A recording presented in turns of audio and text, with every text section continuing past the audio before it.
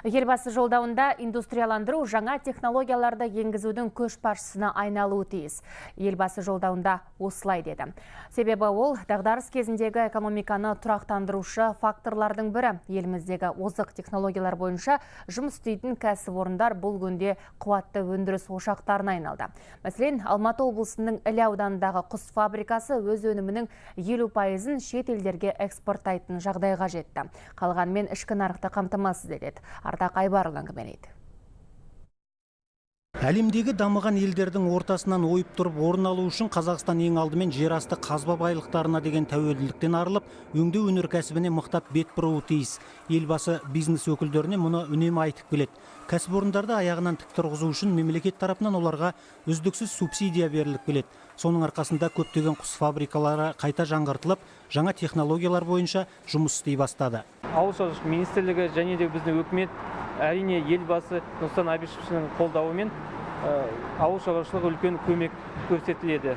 Соның ішінде құс фабрикалары бәрі субсидия алады. Жыл сайын бізге жұмыртқаға 3 теңге және әр шығарылған ет өніміне 7 теңге көлемінде субсидиялық көмек дотацияланады 1 килограммға.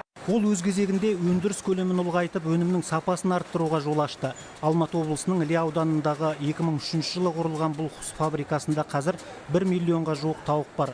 Кәсіпорын итальяндық технология бойынша жұмыс істейді.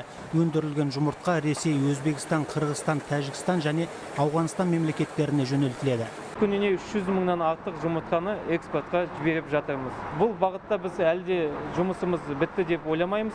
Өйткені 2017 жылы біз 2000 тоннадан астам май өнімдерін экспортқа жібердік. Передовое птицеводческое оборудование. Фабрикадағы барлық технологиялық үдерістер компьютердің көмегімен қадағаланады. Елбасы биылғы жолдауында экономиканы цифрландыру табыс әкелгенімен жұмыс күшінің көптеп босап қалу қаупінде тудырады деген болатын. Бізде қазір 800 адам жұмыс істейді. Олардың қатары жыл сайын көбейіп келеді. Себебі өсімдік майын шығаратын зауыт пен тауық соятын цехты, тағы басқа да жаңа желілерді іске қосып жатырмыз. Мұнда сағатына 6000 тауық сойылады. Алматы қаласының төңірегіндегі құс фабрикаларынан бұл цехқа күніне 35-40 мың бас тауық жеткізіледі екен. Тауық етінің басым бөлігі ішкі нарықтың сұранысын қамтамасыз етуге бағытталған. Артылғаны көршілес Қырғызстан мен Ресейге жөнелтіледі. Алайда жемді өзге облыстардан сатып алуға мәжбүрміз. Өзіміз егін салып құс фабрикасын кешенді түрде дамытайын десек, Алматы облысында бос жатқан егіс алқаптары жоқ. Құнарлы жерлердің бәрін мал ұстайтын шағын шаруашылықтар алып алған. Үкіметтен осы мәселені шешіп беруін сұраймыз дейді құс фабрикасының басшылары. Ардақ Айбарұлы, Қуаныш Түргенбаев, Алматы облысынан, Хабар 24.